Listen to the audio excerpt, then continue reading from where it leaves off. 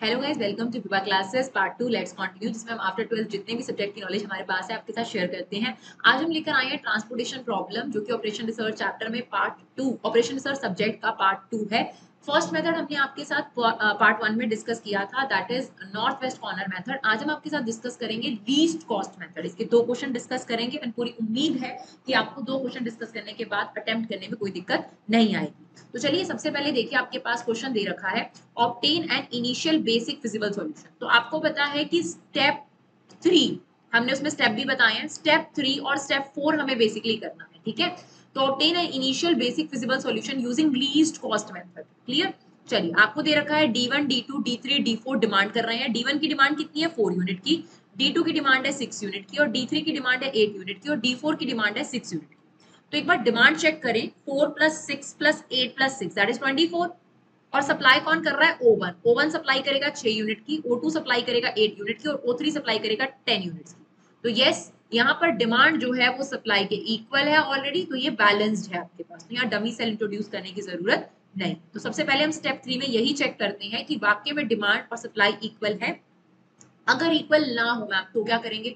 For example मान लीजिए यहाँ सप्लाई जो है वो 22 होती, तो हम O4 नाम का एक कॉलम ऐड कर देते, यहाँ 000 लिख देते और बाकी का जो 2 मिसिंग है वो यहाँ पर लिख देते। सेम कॉलम में आप कर सकते हैं, राइट। तो ये डमी सेल कहा जाता है, वो इंट्रोड्यूस हो जाता है।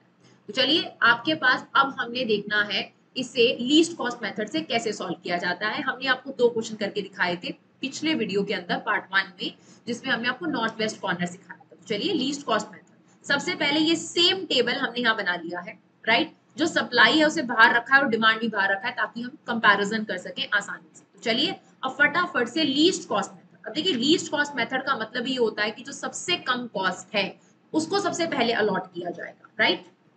तो चलिए देखिए, जो अंदर आपको दे रखी है कॉस्ट दे रखी होती है ना। एक यूनिट अगर O1 से D1 में जाएगी तो 1 रुपीज लगेंगे, एक यूनिट O1 से D2 में जाएगी तो 2 रुपीज लगेंगे। तो आप देखिए सबसे मिनिमम कॉस्ट कौन सी है। सबसे मिनिमम कॉस्ट ये भी है आपके पास और ये भी है 0 रुपीज। तो आप चाहे इसको अलॉट कर लो चाहे इसको अलॉट कर लो, उससे कोई फर्क नहीं पड़ता, आंसर सेम आएगा। तो सबसे पहले हमें रो वाइज ये नजर आया तो हमने पहले इसको अलॉट कर दिया। आप किसी को भी अलॉट कर सकते हैं, कोई फर्क नहीं पड़ता, कि दोनों ही मिनिमम कॉस्ट है। तो सबसे पहले इसको अलॉट करना है। अब D4 की रिक्वायरमेंट है 6 यूनिट की, और वैसे O2 इसे 8 यूनिट दे सकता है, बट जितनी चाहिए उतनी अलॉट करेंगे ना, तो इसे 6 यूनिट हमने अलॉट कर दी। जब हमने 6 यूनिट अलॉट करी तो D की रिक्वायरमेंट कंप्लीट हो गई, यहाँ पर रह गई 2 यूनिट। अब ये पूरा कॉलम जो है इसे कट कर दीजिए, क्योंकि D4 की रिक्वायरमेंट कंप्लीट हो चुकी है, उसे और किसी से नहीं चाहिए, राइट। फिर देखिए दोबारा से मिनिमम कॉस्ट तो ऑब्वियसली 0 है।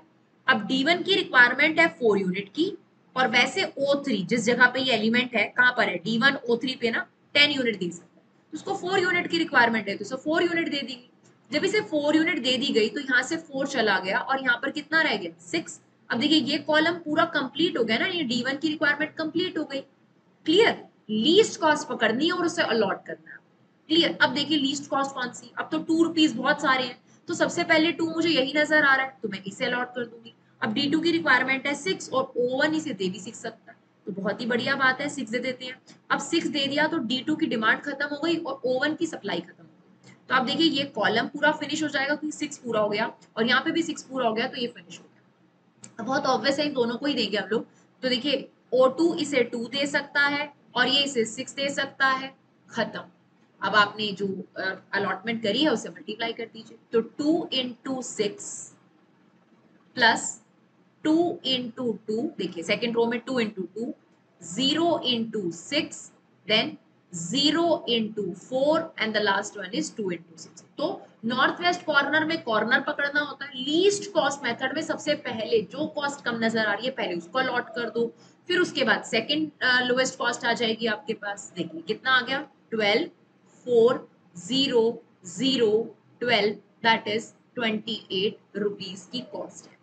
थोड़ा कम समझ आया तो कोई बात नहीं, एक और सेकंड पार्ट लेते हैं, एक और क्वेश्चन लेते हैं। तो चलिए देखिए, एक और क्वेश्चन हमने आपके सामने दिया है।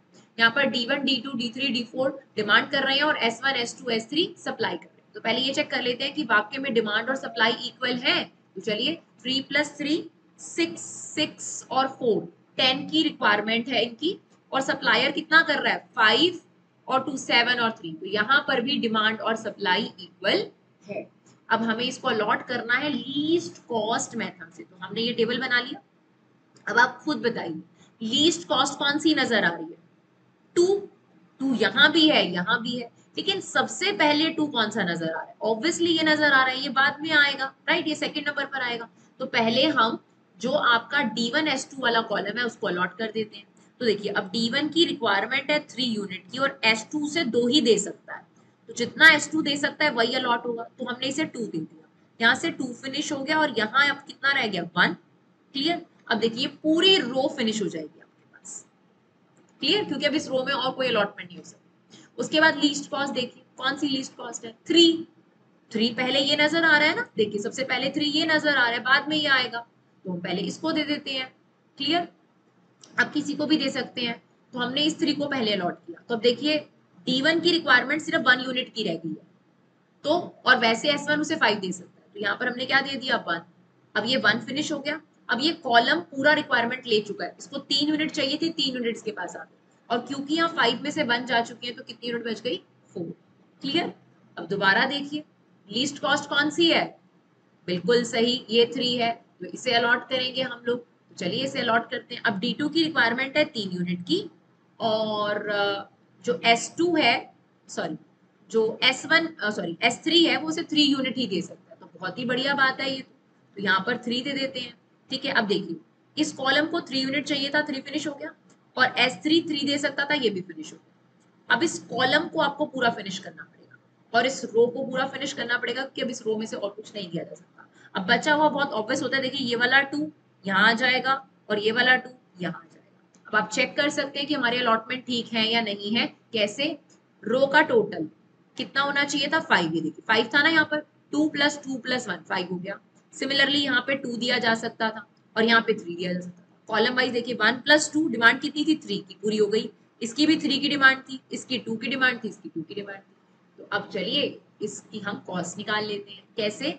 3 को 3 कॉस्ट है 1 यूनिट की, ये हो जाएगा 6 × 2, ये हो जाएगा 4 × 2, दैट इज 2 × 2, एंड लास्ट 3 × 3। तो चलिए ये आ गया 3 + 12 + 8 + 4 + 9 that is equal to 36 rupees. तो आई होप आपको लीस्ट कॉस्ट मेथड भी क्लियर हो गया हो। अब हम आपको थर्ड मेथड कराएंगे जो थोड़ा सा इतना आसान नहीं है जितना लीस्ट कॉस्ट और नॉर्थ वेस्ट कॉर्नर है, बट समझाएंगे तो क्लियर हो जाएगा। तो चलिए नेक्स्ट पार्ट में देखेंगे Vogel approximation method. Thank you so much guys for love and support, keep supporting our classes.